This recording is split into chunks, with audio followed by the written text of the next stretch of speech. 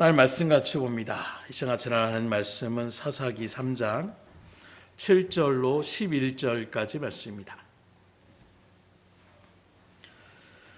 사사기 3장 7절로 11절까지 말씀 제가 봉독해 올려드리도록 하겠습니다. 이스라엘 자손이 여호와의 목전에 악을 행하여 자기들의 하나님 여호와를 잊어버리고 바알들과 아세라들을 섬긴지라. 여호와께서 이스라엘에게 진노하사 그들을 메소보다미아 왕 구산 리사다임의 손에 파셨으므로 이스라엘 자손이 구산 리사다임을 8년 동안 섬겼더니 이스라엘 자손이 여호와께 부르짖음에 여호와께서 이스라엘 자손을 위하여 한 구원자를 세워 그들을 구원하게 하시니 그는 곧 갈렙의 아우 그나스의 아들 온니엘이라. 여호와의 영이 그에게 임하셨으므로 그가 이스라엘의 사사가 되어 나가서 싸울 때에 여호와께서 메소보다미아 왕 구산 리사다임을 그의 손에 넘겨주심에 온니엘의 손이 구산 리사다임을 이기니라. 그 땅이 평온한 지 40년에 그나스의 아들 온니엘이 죽었더라. 아멘. 이 세상에 어떤 기업이든지 또 개인이든지 누구든지 일을 다른 누군가에게 맡기려고 한다라면 아무에게나 맡기지 않을 것입니다. 작은 어떤 편의점 그 하나 일들 가운데 아르바이트생을 뽑을 때에도 그냥 아무나 그렇게 뽑지 않을 거예요. 그런 일들과 같이 저마다의 기준이 있고 또 그 일들 가운데 어떤 사람을 뽑고자 하는 분명한 그런 일들 가운데에 마음에 맞는 사람을 그렇게 채용하는 것처럼 하나님의 모습 속에서도 마찬가지입니다. 영이신 하나님도 아무나 사람을 들어 사용하시지 않더라는 것입니다. 하나님의 쓰임받기에 합당한 사람을 하나님은 찾고 계시고 그 영혼들을 하나님의 놀라운 은혜의 일들 가운데에 그렇게 사용하실 때에 놀라운 역사를 그렇게 행하시는 것을 바라보면 오늘 말씀에도 우리가 바라볼 때에 그렇게 하나님 앞에 선택받아서 쓰임받는 그 인생의 자리가 그 어떤 것보다도 큰 복된 자리임을 믿으시기를 주임으로 축원합니다. 세상에서도 한번 바라보세요.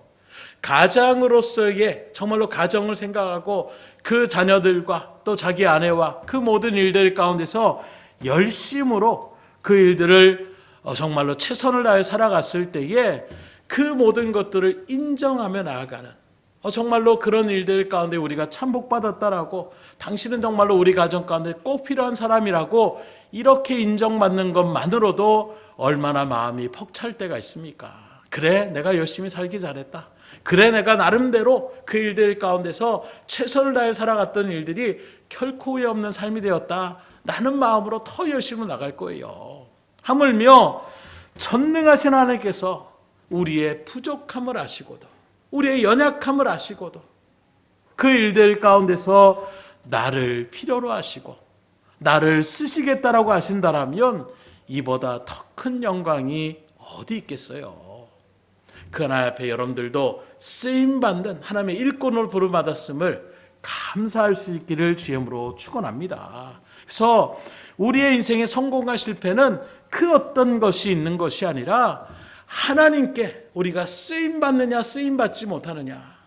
하나님께 쓰임받는 자는 당연히 하나님의 은혜 가운데에 복이 그 인생 가운데 같이 따라오게 됨을 우리가 믿음으로 말씀으로 깨닫는다면 하나님께 쓰임받기를 소망하셔야 되겠어요. 그냥 저는 구경꾼으로 그냥 대충 이 정도로만 적당한 선에서 신앙생활하기를 여러분들이 생각하시겠습니까?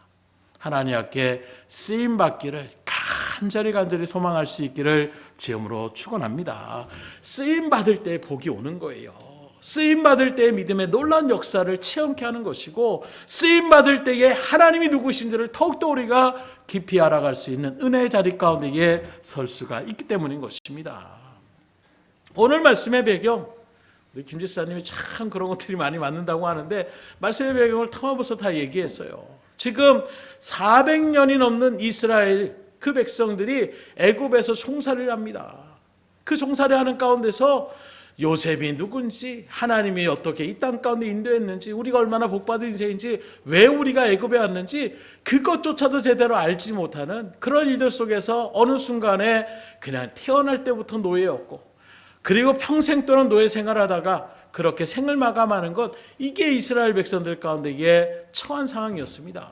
그 모습 속에서 그래도 말씀을 명맥을 이어갔던 그 사람들이 하나님의 존재를 의식하며 하나님 앞에 부르짖는 거예요. 그때 하나님께서 모세를 통하여 이제 출애굽을 시키는 것입니다.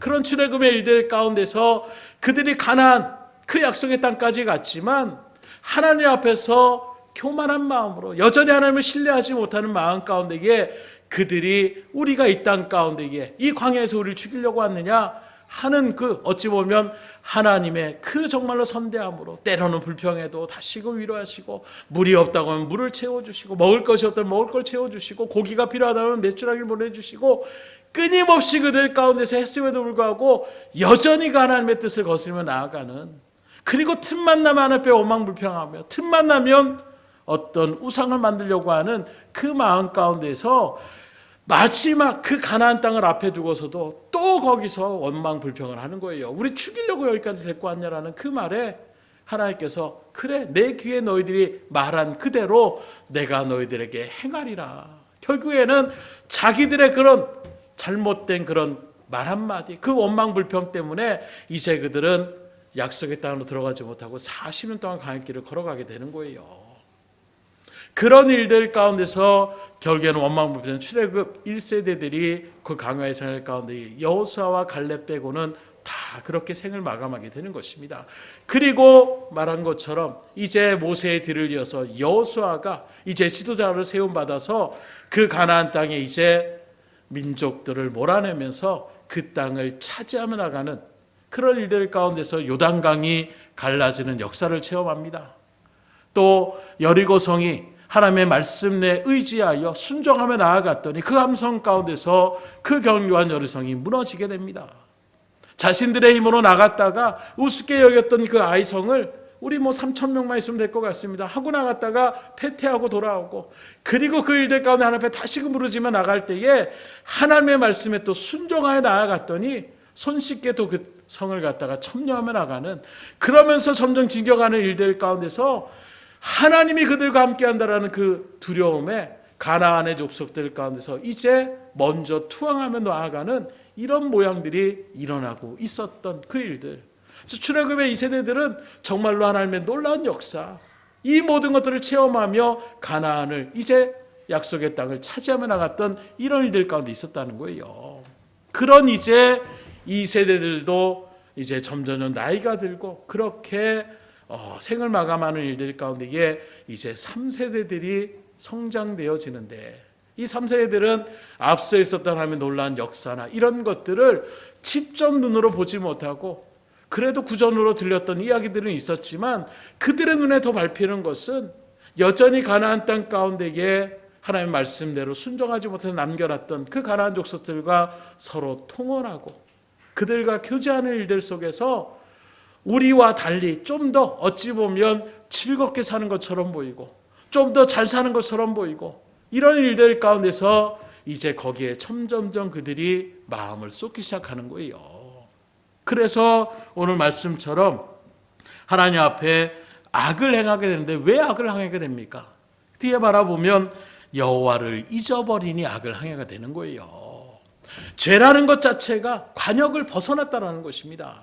하나님의 세우신 뜻이 있고 하나님이 우리 인간을 창조하셔서 이렇게 살아가라는 율법을 받았던 그 이스라엘 백성들이 그 뜻대로 살아가지 않게 되니까, 하나님을 잊어버리게 되니까 자연스럽게 이거 이거 쓸데없는 걸 왜 지켜? 아니 하지 말라고 하고 이렇게 하지 말라고 그러고 저렇게 하지 말라고 그러고, 나 즐기고 싶은데 나 그냥 나름대로 사는 것이 더 즐거워 보이는데 저기 지금 가나안 족속들 살아가 보는 걸 보니까 잘 살고 잘 먹고 잘 사는데 굳이 우리가 이 법을 지켜야 될 필요성을 못 느끼더라는 거예요.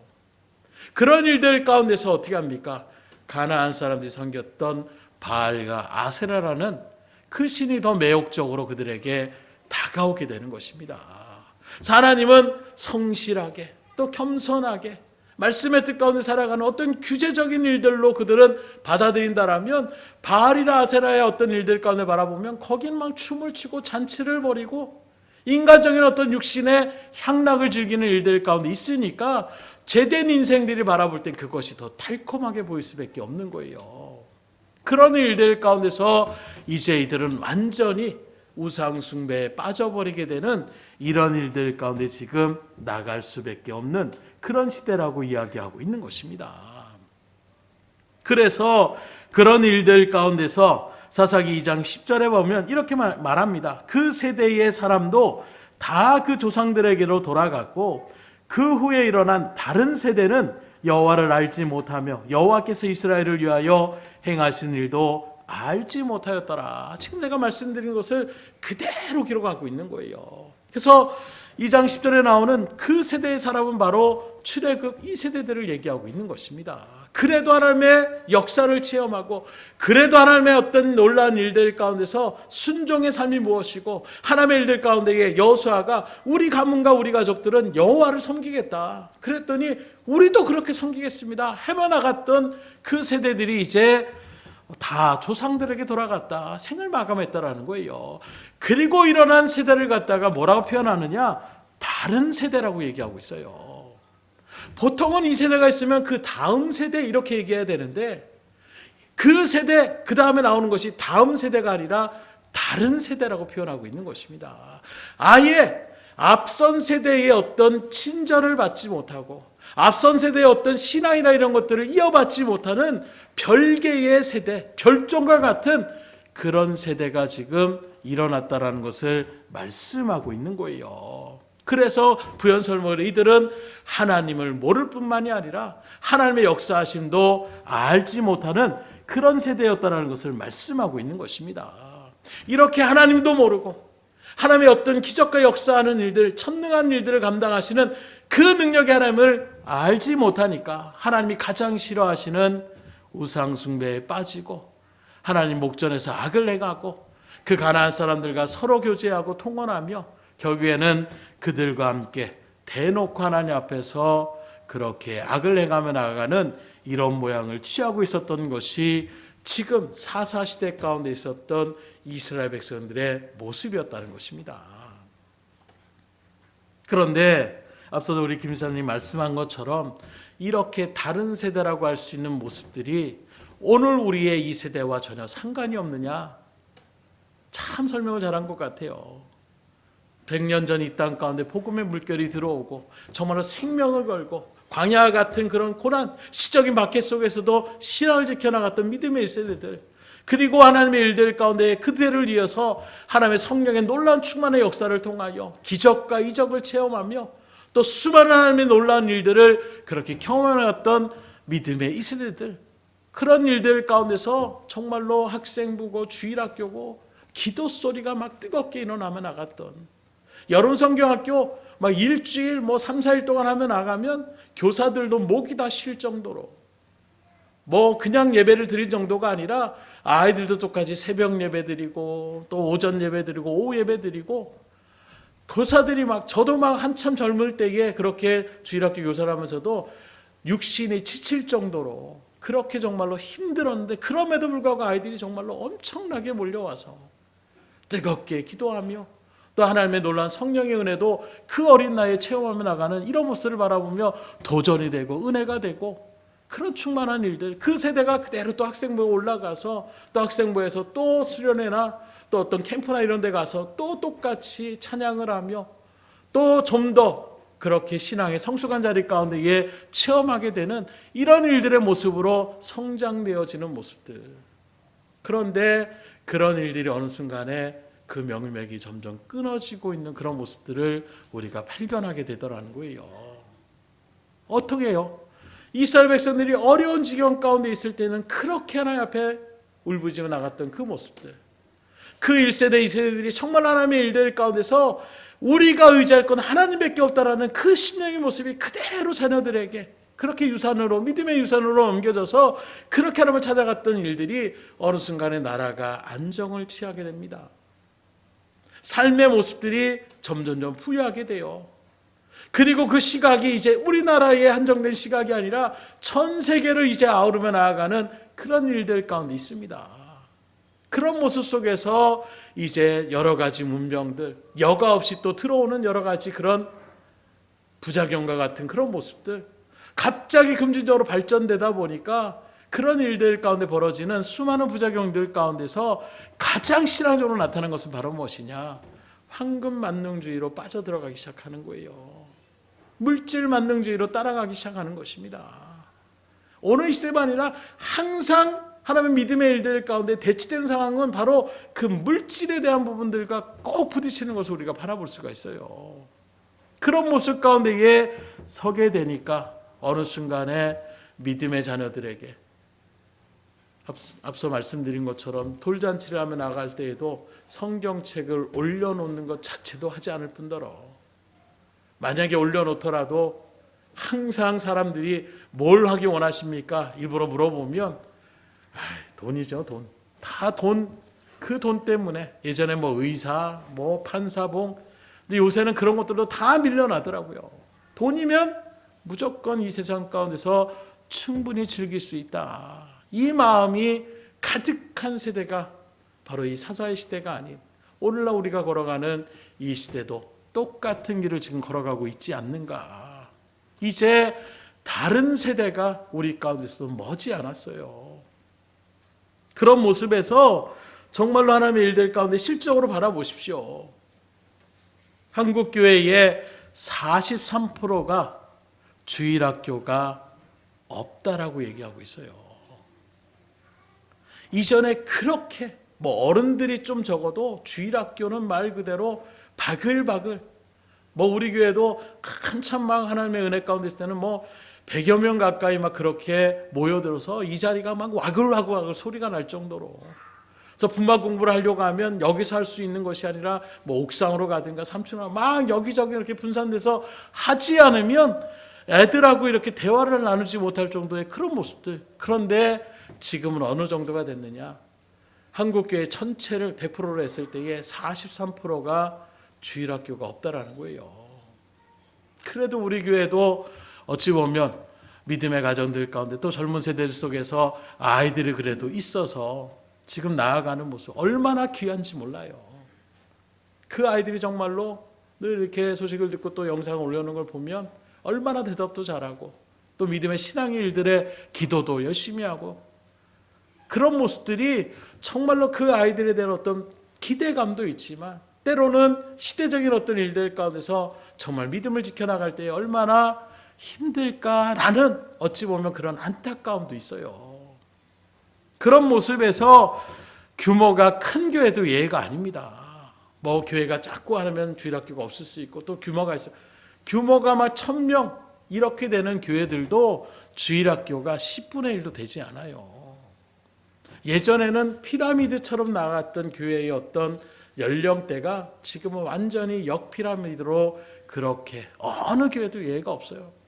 거의 모든 교회가 시골에 있든 도시에 있든 규모가 크든 규모가 작든 한결같이 이야기하면 주일학교나 학생부나 청년부가 그렇게 지탱하며 나가는 교회가 많지 않더라는 것입니다. 이렇게 주일학교가 없다는 것은 뭘 뜻하고 있습니까? 앞으로 수년 내에 한국교회가 큰 위기를 맞을 수밖에 없다는 것을 반증하고 있는 거예요. 신앙의 대가 끊어지고 교회의 존립 자체가 어려울 그런 시기가 우리 가운데 도래될 때가 얼마 남지 않았을까라는 그런 마음이 우리 가운데 생기는 것입니다. 거기에다 지금 여러분들의 뉴스를 통해서 다 아는 것처럼 출산율이 전 세계에서 정말로 저조하게 1, 2위를 다투고 있어요. 가정을 꾸리지만 결혼 자체도 잘 하지 않으려 뿐더러 결혼을 해도 아이를 갖다가 낳지 않으려고 하는 그런 일들이 팽배되어져 있는 모습 가운데서 이러한 일들은 더 가속화될 수밖에 없어요. 그래서 교회뿐만이 아니라 유치원이나 초등학교나 예외할 것 없이 이제는 아이들의 수가 현격히 적어지는 그런 현상을 기이한 현상들을 나타내게 됩니다. 그래서 어느 순간에 대학교들도 마찬가지더라고요. 제가 할 때는 막 몇십 대 몇, 40대 1, 뭐 50, 이렇게 막 하는 걸, 너 몇 대, 이거 막 경쟁하고, 요새는 대학마다 학생들을 저마다 막 초청하려고 뭐 아이패드를 주고 뭐 이런 일들 가운데 나가는 모습들. 물론 서울의 어떤 그런 데보다는 지방 쪽에 그런 일들이 있지만 어쨌든 간에 이제는 아이들이 없어서, 학생들이 없어서 학교가 지탱하기가 힘들어지는, 이미 뭐 시골에 있는 그런 초등학교들은 벌써 폐교를 그렇게 하며 나가는 일들이 현실화되고 있는 모습을 우리가 발견하고 있지 않습니까? 그러므로 우리 등대교회뿐만이 아니라 모든 교회가 정말 하나님의 일들 가운데 계속해서 하나님의 나라를 세워나가기 위해서 가장 힘써야 될 것은 무엇이겠습니까? 바로 믿음의 다음 세대들을 우리가 정말로 다시금 교회로, 말씀의 자리로, 진리의 자리로 이끌어가기 위하여 전력을 다해야 될 것 같아요. 이를 위해서 여러분들이 정말로 간절한 마음으로 기도하며 나갈 수 있기를 주님으로 축원합니다. 아이들이 소망인데 뭐 교회뿐만이 아니라 나라도 마찬가지예요. 아이들이 다음 세대가 있는 것. 그래서 오늘도 뉴스 가운데 들려지는 것들이 뭐 국민연금이 이제 얼마 안 있으면 완전히 그것이 고갈되고 이제 일들 가운데서 혜택을 받지 못한다. 이유가 뭐냐? 연령층은 점점점 높아지고 있는데 그 다음 세대들의 그 일들을 어떻게 이끌어갈 그 세대들이 지금 형급히 줄어들고 있기 때문에 더 이상 그것을 지탱하기가 힘들지 못한다. 그래서 뭐 2055년이면 완전히 연금이 고갈된다. 이런 이야기들을 오늘 계속 그렇게 뉴스마다 이야기를 하는 것을 바라보게 돼요. 이런 모습에서 정말로 우리가 어떤 마음이겠습니까? 그 무엇보다도 신앙적으로 다시금 교회마다 정말로 아이들의 소리가 울려 퍼지고 기도의 소리가, 아이들의 찬양 소리가 하나님 앞에 그렇게 올려질 수 있는 은혜의 그러한 때를 우리에게 다시금 허락해달라고 기도할 수 있기를 주님으로 축원합니다. 정말로 간절한 마음으로 기도하셔야 돼요. 그리고 오늘 말씀 가운데 바라보게 되면 우리가 흔히 사사기라고 얘기하고 있는데 이 사사라는 말은 우리말로 번역하자면 여러 가지 직책을 맡은 사람이라는 의미를 나타내고 있습니다. 실제로 당시의 이 사사는 군사적인 지도자였고 정치적인 지도자이기도 했으며 동시에 종교적인 지도자의 역할까지도 감당했던 사람이 바로 사사라고 얘기할 수가 있는데 이런 일들 가운데에 이렇게 분리되지 못하고 혼자 그 일들을 감당했던 것은 뭘 얘기하고 있느냐? 그만큼 사회가 안정되지 못했다는 것을 반증하고 있는 거예요. 그래서 흔히 말하는 국가들도 독재가 되면 어떻게 됩니까?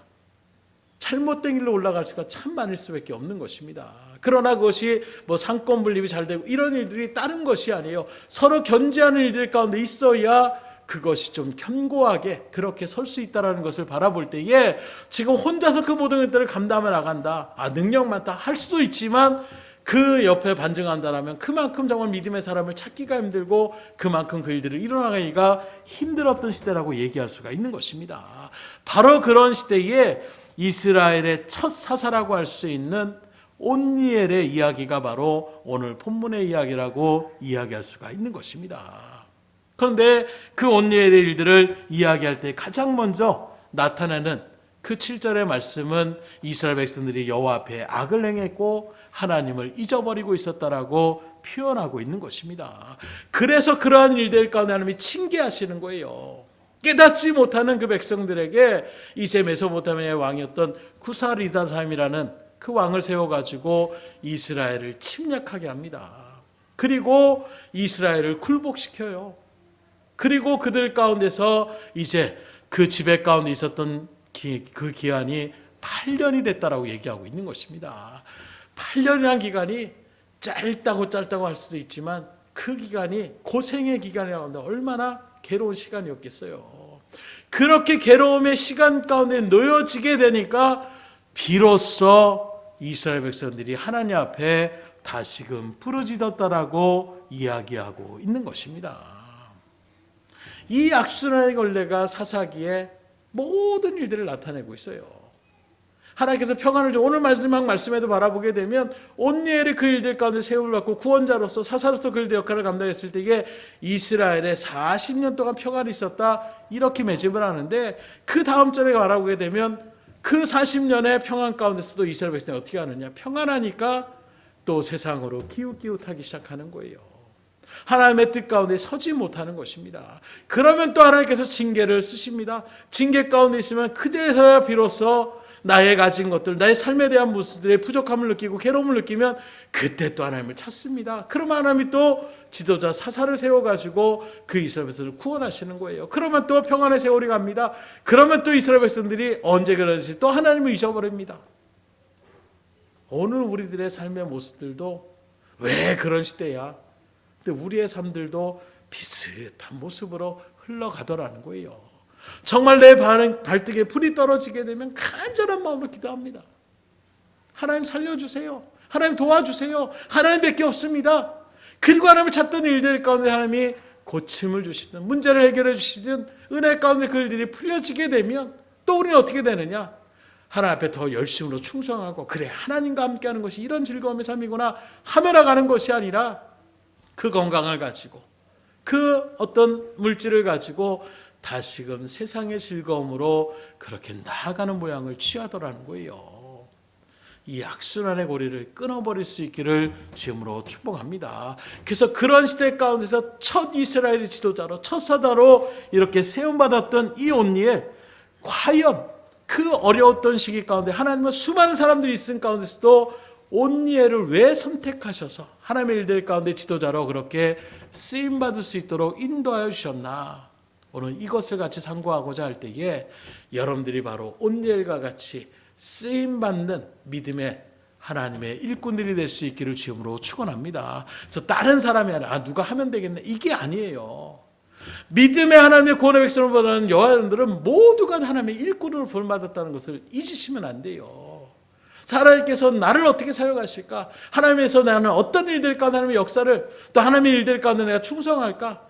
좀 딱 바라보게 되면 그렇게 또 하나님의 일들 가운데 교회의 여러 가지 일들을 실적으로 바라보면 이런저런 일들 가운데서 열심으로 그렇게 배우고 또 그 일들 가운데 마음을 쏟고 하는 모습들이 비춰지니까 하나님께서 얼마나 기뻐하실까. 목회자로서 참 감사하고 은혜가 되는 거예요. 그런 일들 속에서 여러분들이 정말로 그런 일들을 소망하며 나가실 때에 하나님 지혜를 주시고 또 가진 재능과 달란트를 통해서 하나님의 일들을 감당케 해주시는 것, 그리고 그 일들을 통해서 더욱더 은혜를 누리는 삶을 다셔야 되는데, 첫 번째로 하나님께 쓰임받은 온니엘은 어떻게 쓰임받은 사람이었나? 그는 순종의 사람이었다는 것입니다.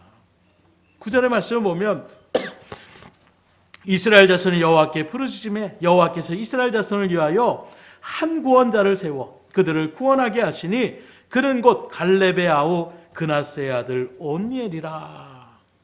그냥 우리가 읽어 나갈 수 있지만 이 말씀의 9절 가운데 보면 특이한 점이 있어요. 뭐가 특이하냐면 보통 이스라엘의 어떤 족보를 얘기하나, 우리나라 족보도 마찬가지고 할아버지의 누구의 자손이었던 누구, 그리고 그 사람의 누구의 자손이었던 누구, 이게 기본적인 어떤 족보의 기록이라고 얘기할 수 있어요. 그런데 오늘 이 온니엘을 소개할 때 어떻게 표현하느냐? 그나스의 아들 온니엘이라고 표현하는 것이 일반적인데 그 앞에 누가 붙느냐? 갈렙의 아우 그나스의 아들 온니엘이라고 표현하고 있는 거예요. 굳이 그 일들 가운데서 갈렙이라는 사람을 거기에 기록하는 그런 의미를 우리가 눈여겨볼 수가 있는 것입니다. 이에 대해서 어떤 사람은 갈렙이 정말로 유명했던, 여호수아와 더불어서 이스라엘을 가나안 정복 가운데 이끌어갔던 지도자격으로 나갔던 유다 지파에 정말 걸출한 그런 인재였던 갈렙을 이야기해서 그의 어떤 친척 관계에 있었던 사람이구나 하는 이들도 온니엘을 소개해서 그렇게 기록했다는 말도 있지만, 대부분의 우리가 마음 가운데 바라보게 되면 이 갈렙의 신앙의 모습이 그대로 온니엘에게 연결되어졌다라는 것으로 우린 바라볼 수가 있다라는 거예요. 그래서 여호수아 15장에도 바라보게 되면 그 땅을 정복하며 나가는 일들 가운데서 갈렙이 첫 땅을 갖다가 정복하는 일들 가운데 누가 나서겠느냐? 그러면 그 사람에게 내가 나의 딸 악사를 갖다가 그렇게 주겠다 했을 때에 온니엘이 내가 나가겠습니다 하고 나아가서 그 땅을 점령했던 그런 역사를 기록하고 있어요. 그 말은 무엇입니까? 그가 정말로 85세, 갈렙의 나이가 85세였어요. 가나안 정복하며 나갈 때에 그 산지를 갖다 특별히 평지가 아니라 견고한 성에 또 대단한 어떤 무기나 이런 것들을 갖고 있는 그 땅을 갖다에 다른 어떤 지파들이 거기를 차지할 생각을 하지 못합니다. 그랬더니 여호수아에게 갈렙이 얘기하는 거예요. 저 산지를 우리가 공격해서 우리가 땅을 차지하면 그 땅을 우리에게 주십시오. 그러면서 얘기하는데 자기의 나이가 85세가 됐다고 얘기하고 있는 것입니다. 그럼에도 불구하고 내가 기력이 쇠하지 않고 하나님의 일들 가운데 지금도 충분히 그 일들을 감당해 나갈 수 있다라고 고백하는 일들 속에서 여호수아가 그렇게 하십시오. 그리고 그 일들 가운데서 중심에 온니엘이라는 이 사람이 그 일들 가운데 서서 전쟁을 승리로 이끌어내는 이런 일들을 바라볼 수가 있는 것입니다. 곧 갈렙의 그런 어떤 인과관계 속에서 그 갈렙의 어떤 신앙이 온니엘의 신앙으로 이어졌다라는 것을 그렇게 설명하기 위해 성경은 일부러 갈렙의 아우 크나스의 아들 온니엘이라고 이렇게 바라볼 수가 있음을 우리가 다시금 이 구절을 통해서 깨달을 수가 있는 것입니다. 그런 모습에서 지금 갈렙의 어떤 하나님 앞에 철저하게 순종하며 나갔던 그 발걸음이 온니엘에게 그대로 이어지는 이런 모습 가운데서 주의 일들을 우리가 감당하며 나갈 수가 있는데 한번 생각해 보십시오. 여러분들이 만일 어떤 오너의 입장 가운데 있다라면 어떤 사람들을 그렇게 구하는 일들 가운데 기준으로 삼겠습니까? 최소한 나의 어떤 의견에 동조를 해주고 그 뜻에 전적으로 순종하는 사람을 누구라도 그 사람을 뽑기를 바라고 원할 거예요. 사람을 뽑는데 내가 말한 것마다 딴지를 걸고 내가 뭐 하는 것마다 핀잔을 주고 이런 사람을 뽑으려고 하는 사람은 없을 것입니다. 뭘 하라고 해도 옆에서 힘이 되어줄 수 있는 사람, 그 힘이 되어줄 수 있는 것의 가장 기본이 무엇입니까? 나의 말에 동조해 줄 수 있는 사람이에요. 그건 하나님의 말씀에 비춰보면 하나님의 말씀에 순종하며 나가는 사람이라고 이야기할 수가 있는 것입니다. 그래서 삶의 가장 기초적인 근원적으로 요구되는 덕목이 바로 하나님의 특별히 쓰임받는 사람에게는 순종이 빠짐없이 등장합니다. 말씀에 순종하는 사람, 하나님의 뜻에 순종하는 사람, 그 하나님의 일들 가운데서 그 말씀 그대로 살아가는 그 영혼들을 하나님께서 눈여겨보시고 반드시 그러한 사람들을 통하여 하나님 믿음의 역사들을 이루어 나가고 있는 것입니다.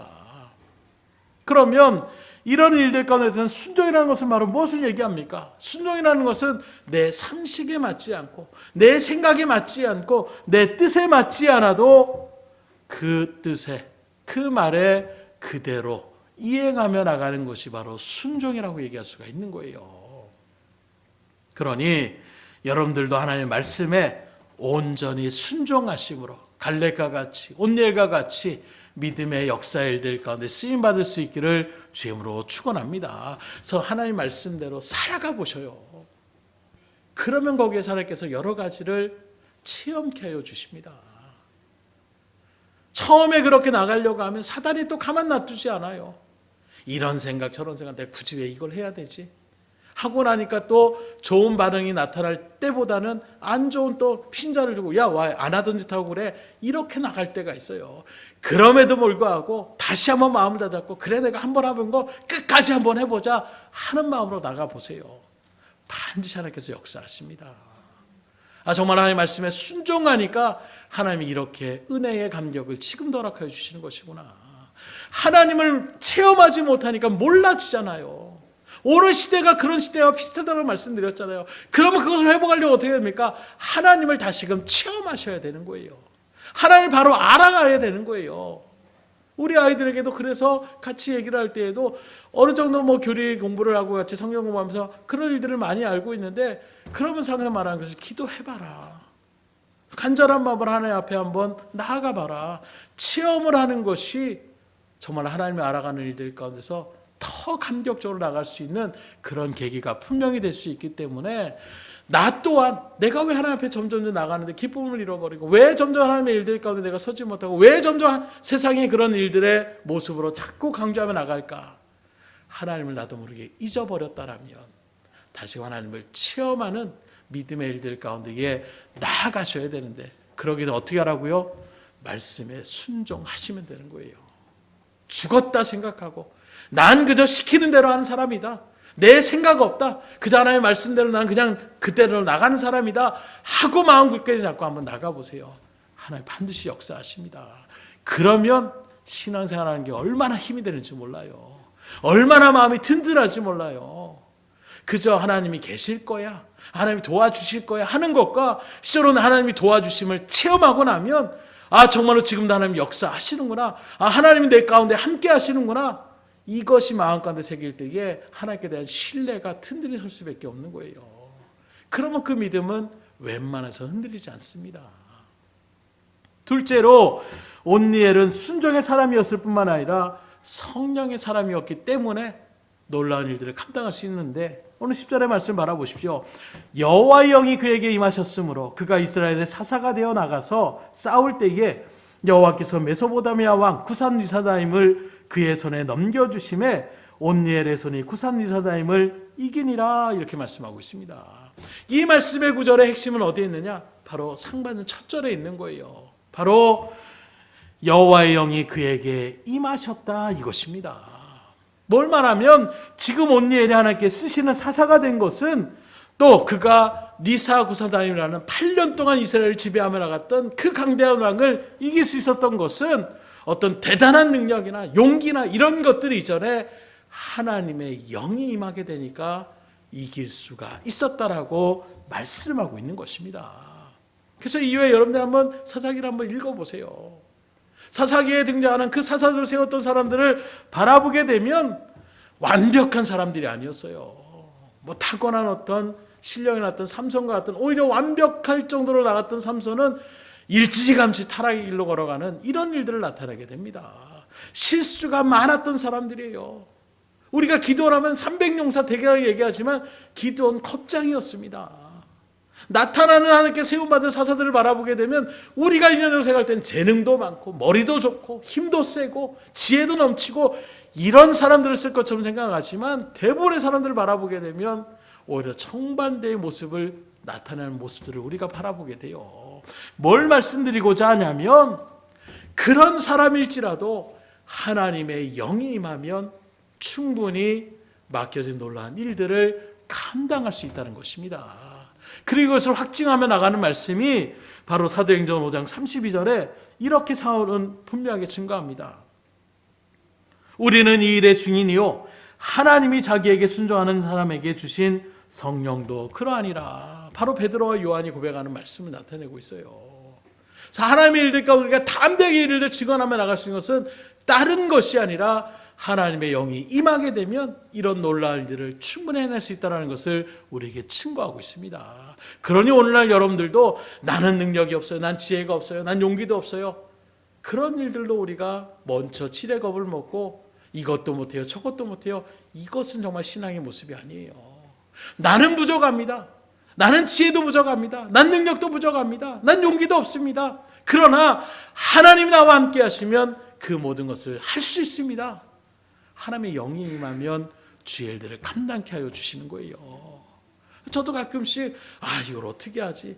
그런데 하나님께 사로잡힌 바 된다라는 고백들, 하나님의 영이 그렇게 내 마음 가운데 주장하며 나갈 때에 생각지 않았던 그런 말들이 나오게 되고 선포하게 되는, 그래서 주님께서 말씀한 것처럼 사람들 앞에서 뭘 얘기할까 걱정하지 말아라, 성령이 너희를 도우시며 너희가 말할 것들을 생각나게 하신다, 그런 것들을 체험케 하여 주시는 거예요. 그래서 하나님의 영이 임하면 담대하게 할 수 있습니다.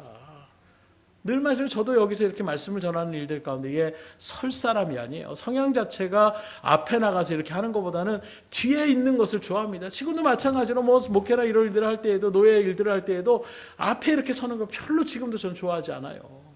그냥 뒤에서 제가 도와드릴게요, 제가 열심히 이렇게 보조할게요, 이런 것들이 원래 저에게 맞는데, 그런 저를 갖다가 하나님께서 은혜의 길로 이끌어 가시고 성령의 체험케 하여 주시니 이렇게 여러분들에게 말씀을 증거하며 나가는 이런 일들을 감당케 하는 것 자체가, 그래서 늘 감사할 수밖에 없는 거예요. 그래서 우리 집사님도 말할 때 그래요. 어떻게 이렇게 깔끔하세요, 어떻게 이렇게 재주가 많으세요. 저는 목사님처럼 그렇게 나가서 그렇게 이해하게 하는 거 생각하면 저는 그거 절대로 못합니다. 각자의 그런 모습들이 있는 거예요. 마찬가지로 하나님의 영이 임하면 못할 게 없어요. 하게 만들어 주셔요. 그러니 오늘도 여러분들이 기도하며 나갈 때 이거 해주세요, 저거 해주세요.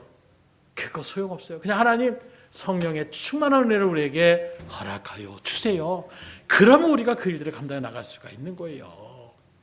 그렇게 여러분들이 하나님의 일들 가운데서 놀라운 일들을 이뤄나갈 수 있기를 주님으로 축원합니다. 그래서 주의 일들 가운데서 앞서 여호수아 15장에도 또 오늘 말씀에도 이 온니엘의 전쟁을 승리하는 그런 용사로 기록하고 있지만 구사 리사다임과 싸워서 온니엘이 승리했는데 그의 재능은 대단했고 무사로서의 전략이 뛰어났고 군대 경험이 굉장히 많았으므로 이겼다. 이런 말씀은 전혀 기록하고 있지 않아요. 다만 기록한 것이 바로 무엇입니까? 여호와의 영이 그에게 임하셨으므로 온니엘의 손이 구사 리사다임을 이기느니라. 이 말씀 의지하여서 여러분들의 능력이 없다라고, 나는 재주가 없다라고, 난 재능이 없다라고, 난 용기가 없다라고 내려앉지 마시고 하나님의 능력을 사모하시고 성령의 도우심을 바라는 일들 가운데서 그 어떤 일들도 하나님의 놀라운 역사의 일들 가운데 쓰임받을 수 있기를 주님으로 축복합니다. 이런 일들 가운데서 오늘 말씀에 일들 가운데 우리가 다른 건 없어요. 특별히 다음 세대를 놓고 우리가 기도하실 수 있으셔야 돼요. 두 가지입니다. 하나님께 우리가 쓰임받기를 원하십니까? 먼저 말씀에 철저하게 순종의 삶을 살아보세요. 그리고 성령의 충만한 은혜를 주의 일들 가운데 간구해 보세요. 그런 일들 속에서 오늘 특별히 두 가지의 기도 제목, 하나님 믿음의 다음 세대들, 특별히 우리의 자녀들이 하나님의 믿음의 그 유업을 온전하게 이어받아서 다음 세대에 정말로 빛과 같이 환히 주의 일들을 감당하며 수많은 영혼들을 은혜의 자리 가운데 이끌어갈 수 있는 빛된 삶을 살게 하여 달라고, 더 나아가 하나님 성령의 충만함을 얻어서 먼저 우리가 하나님의 능력을 체험하고 하나님의 역사를 체험하는 일들 가운데서 담대하게 그들에게 믿음의 유업을 그렇게 물려주며 나갈 수 있는 은혜를 허락하여 주시옵소서. 앞에 간절한 마음으로 기도하시고 그런 일들 가운데 주님 앞에 놀랍게 쓰임받을 수 있는 여러분들의 삶, 또 여러분들의 가정, 이 세대가 될 수 있기를 주님으로 축원합니다. 기도하겠습니다.